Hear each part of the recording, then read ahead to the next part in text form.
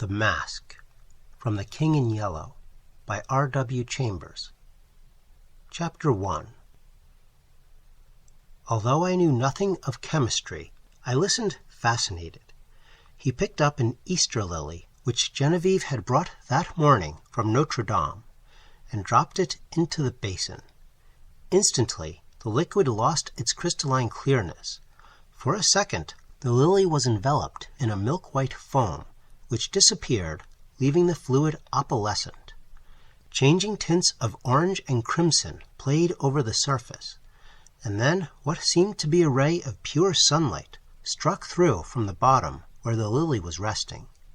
At the same instant, he plunged his hand into the basin and drew out the flower. "There is no danger," he explained, "if you choose the right moment. That golden ray is the signal." He held the lily toward me, and I took it in my hand. It had turned to stone, to the purest marble. "You see," he said, "it is without a flaw. What sculptor could reproduce it?"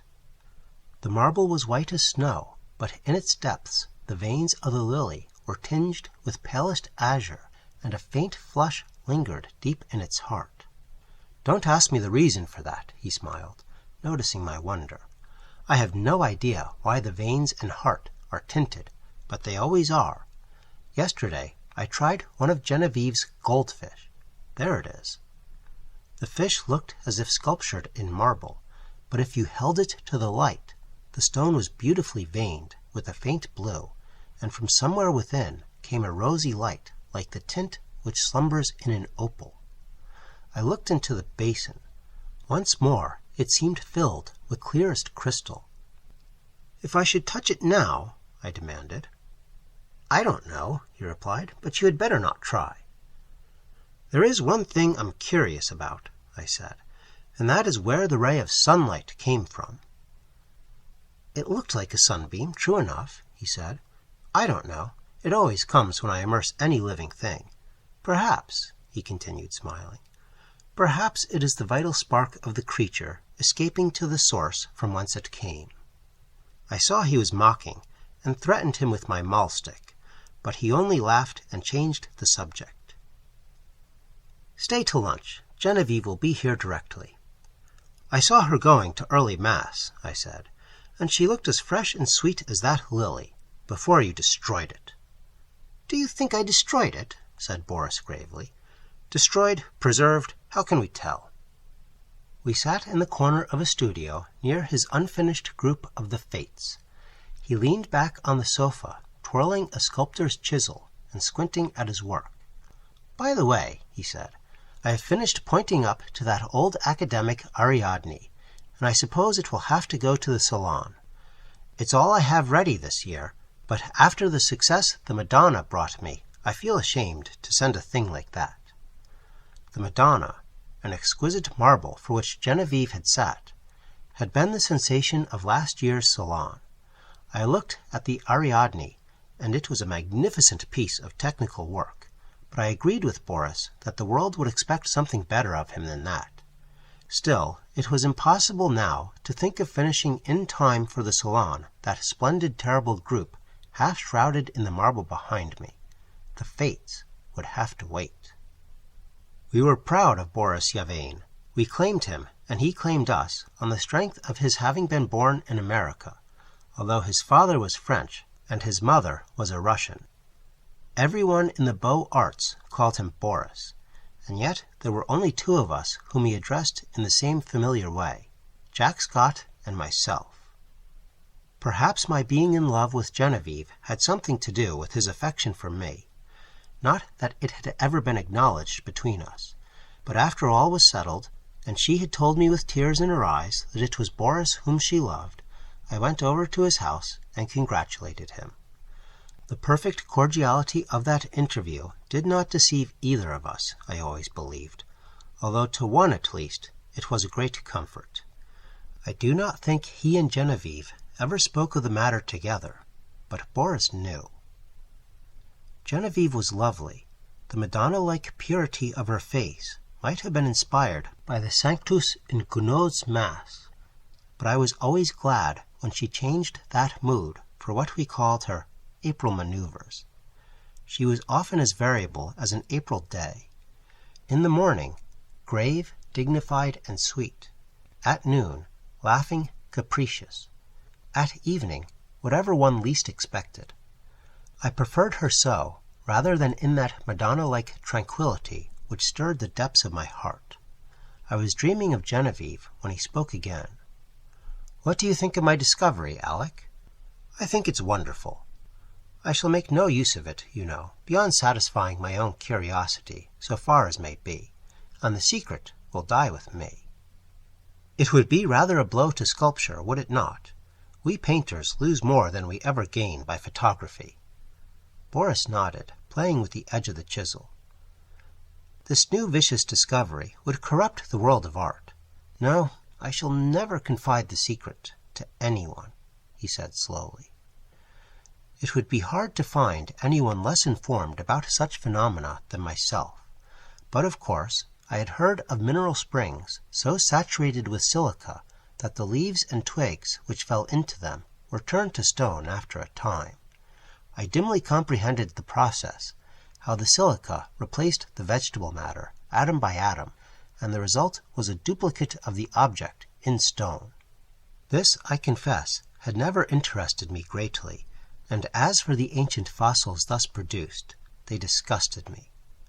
Boris, it appeared, feeling curiosity instead of repugnance, had investigated the subject, and had accidentally stumbled on a solution which, attacking the immersed object with a ferocity unheard of, in a second did the work of years.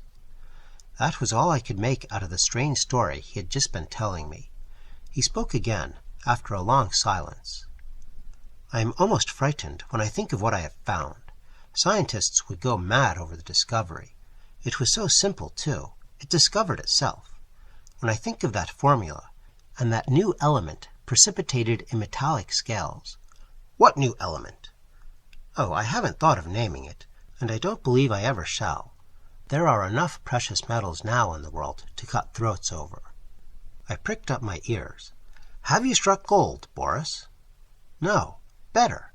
But see here, Alec," he laughed, starting up. "You and I have all we need in this world. Ah, how sinister and covetous you look already." I laughed too, and told him I was devoured by the desire for gold, and we had better talk of something else. So when Genevieve came in shortly after, we had turned our backs on alchemy. Genevieve was dressed in silvery gray from head to foot. The light glinted along the soft curves of her fair hair as she turned her cheek to Boris. Then she saw me and returned my greeting. She had never before failed to blow a kiss to me from the tips of her white fingers, and I promptly complained of the omission. She smiled and held out her hand, which dropped almost before it had touched mine. Then she said, looking at Boris, "You must ask Alec to stay for luncheon." This was also something new. She had always asked me herself until today. "I did," said Boris shortly. "And you said yes, I hope?"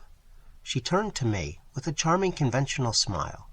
I might have been an acquaintance of the day before yesterday. I made her a low bow. "Je fais bien l'honneur, madame." But refusing to take up our usual bantering tone, she murmured a hospitable commonplace and disappeared. Boris and I looked at one another. "I had better go home, don't you think?" I asked. "Hanged if I know," he replied frankly. While we were discussing the advisability of my departure, Genevieve reappeared in the doorway without her bonnet. She was wonderfully beautiful, but her color was too deep, and her lovely eyes were too bright. She came straight up to me and took my arm. "Luncheon is ready. Was I cross, Alec? I thought I had a headache, but I haven't. Come here, Boris." And she slipped her other arm through his. "Alec knows that after you there is no one in the world whom I like as well as I like him. So if he sometimes feels snubbed, it won't hurt him." "À la bonne heure," I cried. "Who says there are no thunderstorms in April?" "Are you ready?" chanted Boris. "Aye, ready." And arm in arm we raced into the dining room, scandalizing the servants. After all, we were not so much to blame. Genevieve was 18, Boris was 23, and I not quite 21. Chapter 2. Some work that I was doing about this time on the decorations for Genevieve's boudoir kept me constantly at the quaint little hotel in the Rue Sainte-Cécile. Boris and I in those days labored hard, but as we pleased, which was fitfully, and we all three, with Jack Scott, idled a great deal together. One quiet afternoon I had been wandering alone over the house, examining curios, prying into odd corners, bringing out sweetmeats and cigars from strange hiding places, and at last I stopped in the bathing room. Boris, all over clay, stood there washing his hands. The room was built of rose-colored marble, excepting the floor, which was tessellated in rose and gray. In the center was a square pool sunken below the surface of the floor. Steps led down into it. Sculptured pillars supported a frescoed ceiling. A delicious marble Cupid appeared to have just alighted on his pedestal at the upper end of the room. The whole interior was Boris's work and mine. Boris, in his working clothes of white canvas, scraped the traces of clay and red modeling wax from his handsome hands, and coquetted over his shoulder with the Cupid. "I see you," he insisted. "Don't try to look the other way and pretend not to see me. You know who made you, little humbug." It was always my role to interpret Cupid's sentiments in these conversations, and when my turn came, I responded in such a manner that Boris seized my arm and dragged me toward the pool, declaring he would duck me. Next instant he dropped my arm and turned pale. "Good God," he said, "I forgot the pool is full of the solution." I shivered a little, and dryly advised him to remember better where he had stored the precious liquid. "In heaven's name, why do you keep a small lake of that gruesome stuff here of all places?" I asked. "I want to experiment on something large," he replied. "On me, for instance." "Ah, that came too close for jesting. But I do want to watch the action of that solution on a more highly organized living body. There's that big white rabbit," he said, following me into the studio. Jack Scott, wearing a paint-stained jacket, came wandering in, appropriated all the oriental sweetmeats he could lay his hands on, looted the cigarette case, and finally he and Boris disappeared together to visit the Luxembourg Gallery, where a new silver bronze by Rodin and a landscape of Monet's were claiming the exclusive attention of artistic France. I went back to the studio and resumed my work. It was a Renaissance screen, which Boris wanted me to paint for Genevieve's boudoir, but the small boy who was unwillingly dawdling through a series of poses for it today refused all bribes to be good. He never rested an instant in the same position, and inside of 5 minutes I had as many different outlines of the little beggar. "Are you posing, or are you executing a song and dance, my friend?" I inquired. "Whichever monsieur pleases," he replied with an angelic smile. Of course I dismissed him for the day, and of course I paid him for the full time, that being the way we spoil our models. After the young imp had gone, I made a few perfunctory daubs at my work, but was so thoroughly out of humor that it took me the rest of the afternoon to undo the damage I had done. So at last I scraped my palette, stuck my brushes in a bowl of black soap, and strolled into the smoking room. I really believe that, excepting Genevieve's apartments, no room in the house was so free from the perfume of tobacco as this one. It was a queer chaos of odds and ends, hung with threadbare tapestry. A sweet-toned old spinet in good repair stood by the window. There were stands of weapons, some old and dull, others bright and modern, festoons of Indian and Turkish armor over the mantel, 2 or 3 good pictures, and a pipe rack. It was here that we used to come for new sensations in smoking. I doubt if any type of pipe ever existed which was not represented in that rack. When we had selected one, we immediately carried it somewhere else and smoked it, for the place was, on the whole, more gloomy and less inviting than any in the house. But this afternoon the twilight was very soothing. The rugs and skins on the floor looked brown and soft and drowsy. The big couch was piled with cushions. I found my pipe and curled up there for an unaccustomed smoke in the smoking room. I had chosen one with a long, flexible stem, and lighting it, fell to dreaming.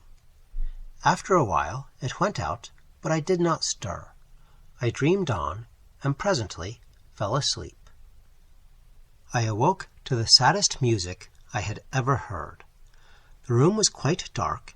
I had no idea what time it was. A ray of moonlight silvered one edge of the old spinet, and the polished wood seemed to exhale the sounds as perfume floats above a box of sandalwood. Someone rose in the darkness and came away weeping quietly, and I was fool enough to cry out, "Genevieve!" She dropped at my voice, and I had time to curse myself while I made a light and tried to raise her from the floor. She shrank away with a murmur of pain. She was very quiet and asked for Boris. I carried her to the divan and went to look for him, but he was not in the house, and the servants were gone to bed. Perplexed and anxious, I hurried back to Genevieve. She lay where I had left her, looking very white. "I can't find Boris, nor any of the servants," I said. "I know," she answered faintly. "Boris has gone to Ept with Mr. Scott. I did not remember when I sent you for him just now." "But he can't get back in that case before tomorrow afternoon, and... Are you hurt? Did I frighten you into falling? What an awful fool I am, but I was only half awake." "Boris thought you had gone home before dinner. Do please excuse us for letting you stay here all this time." "I have had a long nap," I laughed, "so sound that I did not know whether I was still asleep or not when I found myself staring at a figure that was moving toward me and called out your name. Have you been trying the old spinet? You must have played very softly. I would tell 1,000 more lies, worse than that one, to see the look of relief that came into her face. She smiled adorably and said in her natural voice, "Alec, I tripped on that wolf's head, and I think my ankle is sprained. Please call Marie, and then go home." I did as she bade me, and left her there when the maid came in. Chapter 3. At noon the next day, when I called, I found Boris walking restlessly about his studio.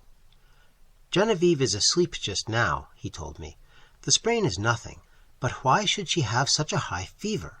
The doctor can't account for it, or else he will not," he muttered. "Genevieve has a fever?" I asked. "I should say so, and has actually been a little light-headed at intervals all night. The idea! Gay little Genevieve, without a care in the world, and she keeps saying her heart's broken and she wants to die." My own heart stood still. Boris leaned against the door of his studio, looking down, his hands in his pockets, his kind, keen eyes clouded, a new line of trouble drawn over the mouth's good mark that made the smile. The maid had orders to summon him the instant Genevieve opened her eyes. We waited and waited, and Boris, growing restless, wandered about, fussing with modeling wax and red clay. Suddenly he started for the next room. "Come and see my rose-colored bath full of death," he cried. "Is it death?" I asked, to humor his mood. "You are not prepared to call it life, I suppose," he answered. As he spoke, he plucked a solitary goldfish, squirming and twisting, out of its globe. "We'll send this one after the other, wherever that is," he said. There was feverish excitement in his voice. A dull weight of fever lay on my limbs and on my brain as I followed him to the fair crystal pool with its pink-tinted sides, and he dropped the creature in. Falling, its scales flashed with a hot orange gleam in its angry twistings and contortions. The moment it struck the liquid, it became rigid and sank heavily to the bottom. Then came the milky foam, the splendid hues radiating on the surface, and then the shaft of pure, serene light broke through the seemingly infinite depths. Boris plunged in his hand and drew out an exquisite marble thing, blue-veined, rose-tinted, and glistening with opalescent drops. "Child's play," he muttered, and looked warily, longingly at me, as if I could answer such questions. But Jack Scott came in and entered into the game, as he called it, with ardor. Nothing would do but to try the experiment on the white rabbit then and there. I was willing that Boris should find distraction from his cares, but I hated to see the life go out of a warm, living creature, and I declined to be present. Picking up a book at random, I sat down in the studio to read.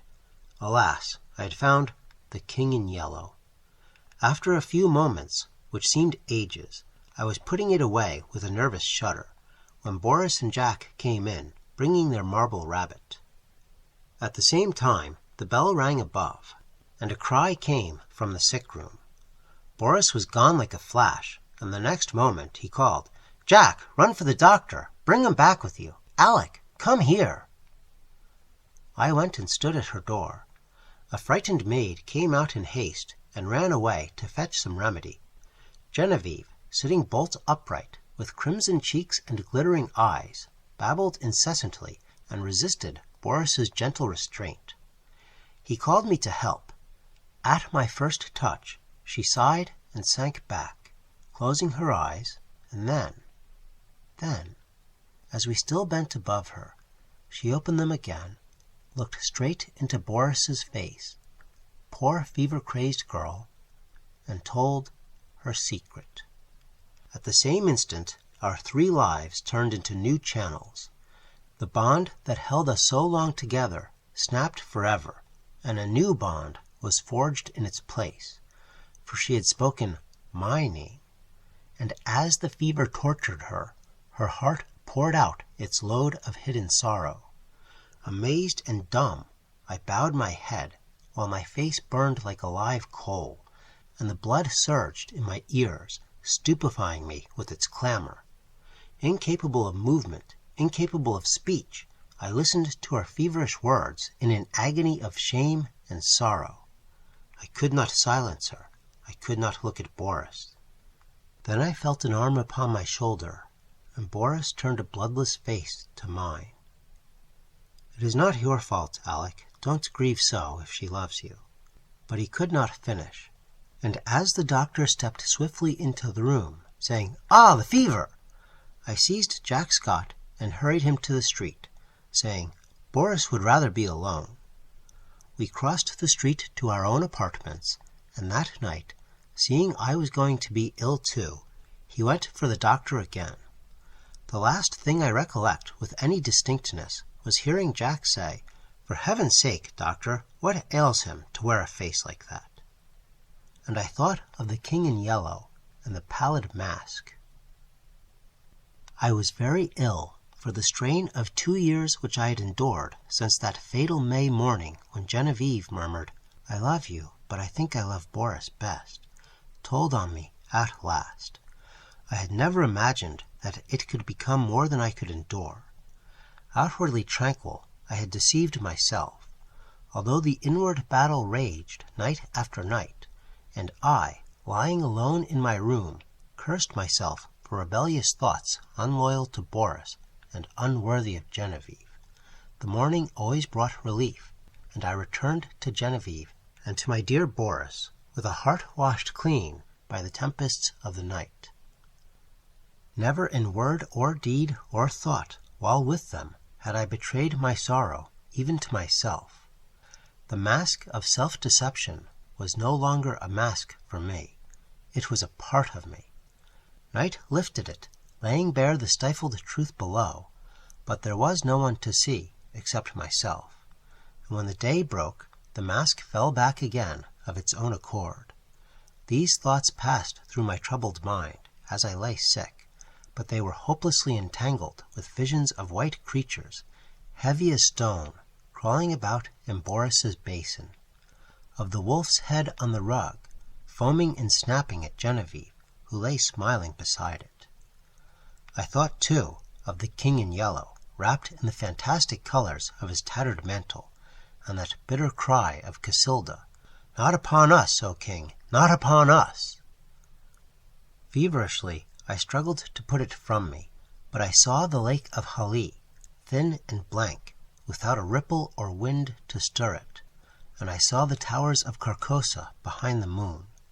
Aldebaran, the Hyades, Alar, Hoster, glided through the cloud rifts, which fluttered and flapped as they passed like the scalloped tatters of the King in Yellow.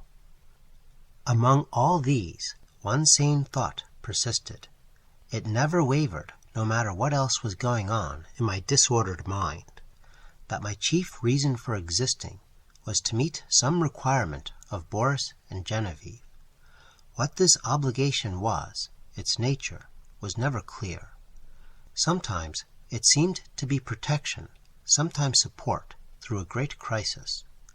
Whatever it seemed to be for the time, its weight rested only on me, and I was never so ill or so weak that I did not respond with my whole soul. There were always crowds of faces about me, mostly strange, but a few I recognized, Boris among them. Afterward, they told me that this could not have been, but I know that once at least he bent over me. It was only a touch, a faint echo of his voice. Then the clouds settled back on my senses, and I lost him. But he did stand there, and bend over me once at least. At last, one morning I awoke to find the sunlight falling across my bed, and Jack Scott reading beside me. I had not strength enough to speak aloud, neither could I think, much less remember, but I could smile feebly as Jack's eye met mine, and when he jumped up and asked eagerly if I wanted anything, I could whisper, "Yes, Boris." Jack moved to the head of my bed and leaned down to arrange my pillow. I did not see his face, but he answered heartily, "You must wait, Alec. You are too weak to see even Boris." I waited, and I grew strong. In a few days I was able to see whom I would, but meanwhile I had thought and remembered. From the moment when all the past grew clear again in my mind, I never doubted what I should do when the time came, and I felt sure that Boris would have resolved upon the same course so far as he was concerned. As for what pertained to me alone, I knew he would see that also, as I did. I no longer asked for anyone. I never inquired why no message came from them. Why during the week I lay there, waiting and growing stronger, I never heard their name spoken. Preoccupied with my own searching for the right way, and with my feeble but determined fight against despair, I simply acquiesced in Jack's reticence, taking for granted that he was afraid to speak of them, lest I should turn unruly and insist on seeing them. Meanwhile, I said over and over to myself, how would it be when life began again for us all? We would take up our relations exactly as they were before Genevieve fell ill. Boris and I would look into each other's eyes, and there would be neither rancor nor cowardice nor mistrust in that glance. I would be with them again for a little while in the dear intimacy of their home, and then, without pretext or explanation, I would disappear from their lives forever. Boris would know. Genevieve, the only comfort was that she would never know. It seemed, as I thought it over, that I had found the meaning of that sense of obligation which had persisted all through my delirium, and the only possible answer to it. So, when I was quite ready, I beckoned Jack to me one day and said, "Jack, I want Boris at once, and take my dearest greeting to Genevieve." When at last he made me understand that they were both dead, I fell into a wild rage that tore all my little convalescent strength to atoms. I raved and cursed myself into a relapse, from which I crawled forth some weeks afterward, a boy of 21 who believed that his youth was gone forever. I seemed to be past the capability of further suffering, and one day, when Jack handed me a letter and the keys to Boris's house, I took them without a tremor and asked him to tell me all. It was cruel of me to ask him, but there was no help for it, and he leaned warily on his thin hands to reopen the wound which could never entirely heal. He began very quietly. "Alec, unless you have a clue that I know nothing about, you will not be able to explain any more than I what has happened. I suspect that you would rather not hear these details, but you must learn them, else I would spare you the relation. God knows I wish I could be spared the telling. I shall use few words." That day, when I left you in the doctor's care and came back to Boris, I found him working on the Fates. Genevieve, he said, was sleeping under the influence of drugs. She had been quite out of her mind, he said. He kept on working, not talking any more, and I watched him. Before long, I saw that the third figure of the group, the one looking straight ahead, out over the world, bore his face.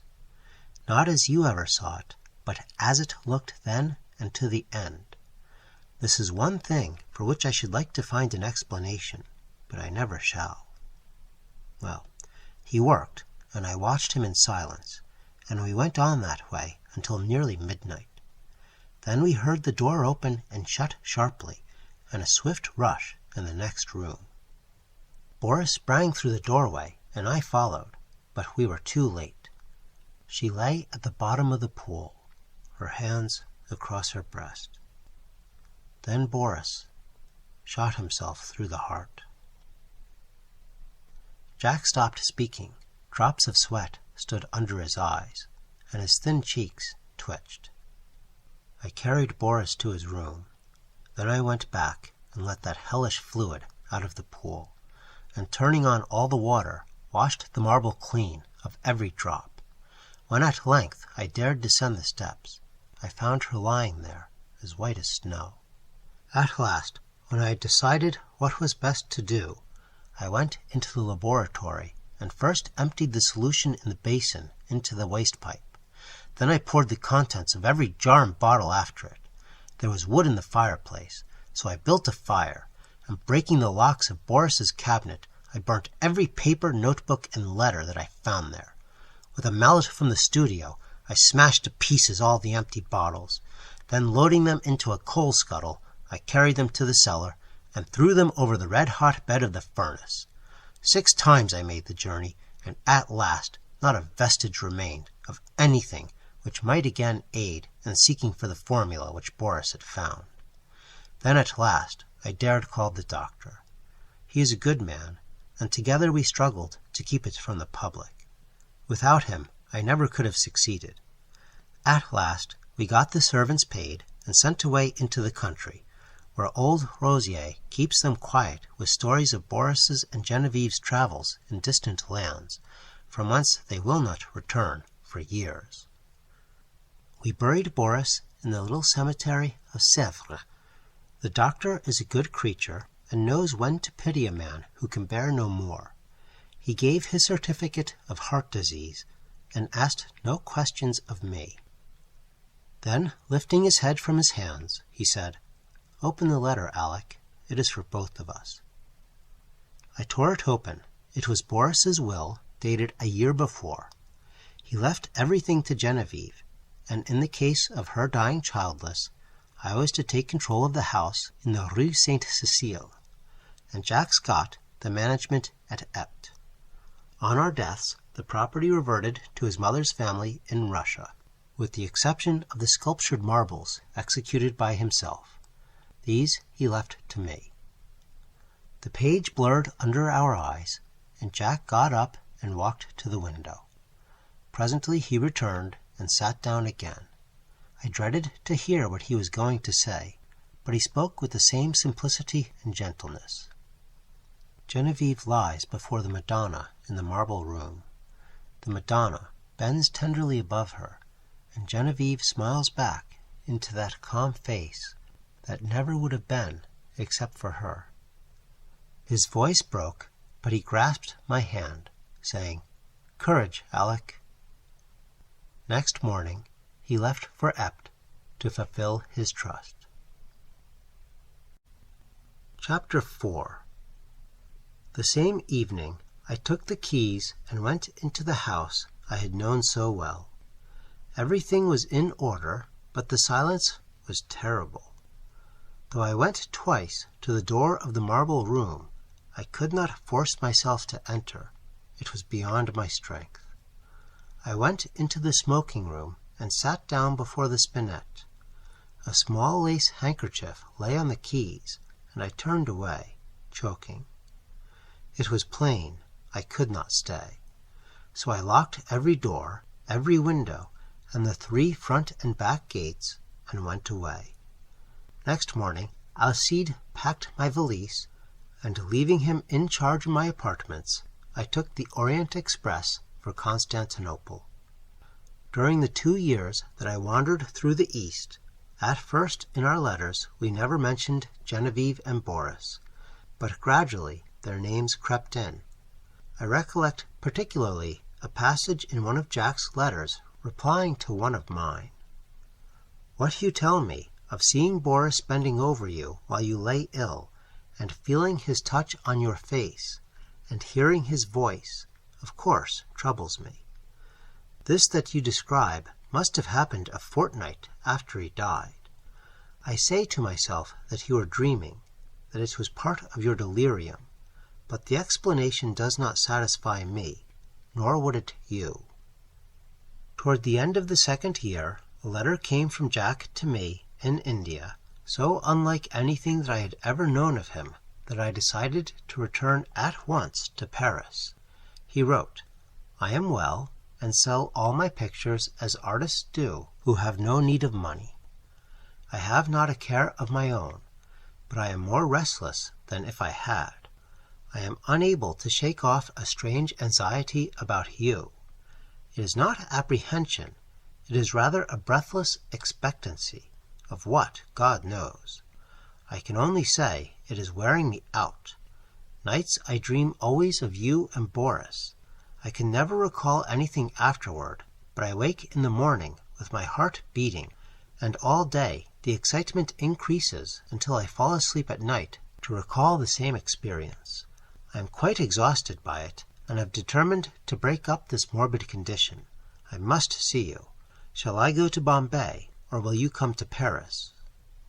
I telegraphed him to expect me by the next steamer. When we met, I thought he had changed very little. I, he insisted, looked in splendid health. It was good to hear his voice again, and as we sat and chatted about what life still held for us, we felt that it was pleasant to be alive in the bright spring weather. We stayed in Paris together a week, and then I went for a week to Epte with him, but first of all we went to the cemetery at Sèvres, where Boris lay. "Shall we place the Fates in the little grove above him?" Jack asked, and I answered, "I think only the Madonna should watch over Boris's grave." But Jack was none the better for my homecoming. The dreams of which he could not retain even the least definite outline continued, and he said that at times the sense of breathless expectancy was suffocating. "You see I do you harm, and not good," I said. "Try a change without me." So we started alone for a ramble among the Channel Islands, and I went back to Paris. I had not yet entered Boris's house, now mine, since my return, but I knew it must be done. It had been kept in order by Jack. There were servants there, so I gave up my own apartment and went there to live. Instead of the agitation I had feared, I found myself able to paint there tranquilly. I visited all the rooms, all but one. I could not bring myself to enter the marble room where Genevieve lay, and yet I felt the longing growing daily to look upon her face, to kneel beside her. One April afternoon I lay dreaming in the smoking room, just as I had lain 2 years before, and mechanically I looked among the tawny eastern rugs for the wolf-skin. At last I distinguished the pointed ears and flat cruel head, and I thought of my dream, where I saw Genevieve lying beside it. The helmet still hung against the threadbare tapestry, among them the old Spanish morion which I remembered Genevieve had once put on when we were amusing ourselves with the ancient bits of mail. I turned my eyes to the spinet. Every yellow key seemed eloquent of her caressing hand, and I rose, drawn by the strength of my life's passion, to the sealed door of the marble room. The heavy door swung inward under my trembling hands. Sunlight poured through the window, tipping with gold the wings of Cupid, and lingered like a nimbus over the brows of the Madonna. Her tender face bent in compassion over a marble form so exquisitely pure that I knelt and signed myself. Genevieve lay in the shadow under the Madonna, and yet through her white arms I saw the pale azure vein, and beneath her softly clasped hands the folds of her dress were tinged with rose, as if from some faint warm light within her breast. Bending with a breaking heart, I touched the marble drapery with my lips, then crept back into the silent house. A maid came and brought me a letter, and I sat down in the little conservatory to read it. But as I was about to break the seal, seeing the girl lingering, I asked her what she wanted. She stammered something about a white rabbit that had been caught in the house, and asked what should be done with it. I told her to let it loose in the walled garden behind the house, and opened my letter. It was from Jack, but so incoherent that I thought he must have lost his reason. It was nothing but a series of prayers to me not to leave the house until he could get back. He could not tell me why. There were the dreams, he said. He could explain nothing, but he was sure that I must not leave the house in the Rue Sainte-Cécile. As I finished reading, I raised my eyes and saw the same maidservant standing in the doorway, holding a glass dish in which 2 goldfish were swimming. "Put them back in the tank and tell me what you mean by interrupting me," I said. With a half-suppressed whimper, she emptied water and fish into an aquarium at the end of the conservatory, and turning to me, asked my permission to leave my service. She said people were playing tricks on her, evidently with the design of getting her into trouble. The marble rabbit had been stolen, and a live one had been brought into the house. The 2 beautiful marble fish were gone, and she had just found those common live things flopping on the dining-room floor. I reassured her and sent her away, saying I would look about myself. I went into the studio. There was nothing there but my canvases and some casts, except the marble of the Easter lily. I saw it on a table across the room. Then I strode angrily over to it, but the flower I lifted from the table was fresh and fragile, and filled the air with perfume. Then suddenly I comprehended, and sprang through the hallway to the marble room. The doors flew open, the sunlight streamed into my face, and through it, in a heavenly glory, the Madonna smiled, as Genevieve lifted her flushed face from her marble couch and opened her sleepy eyes.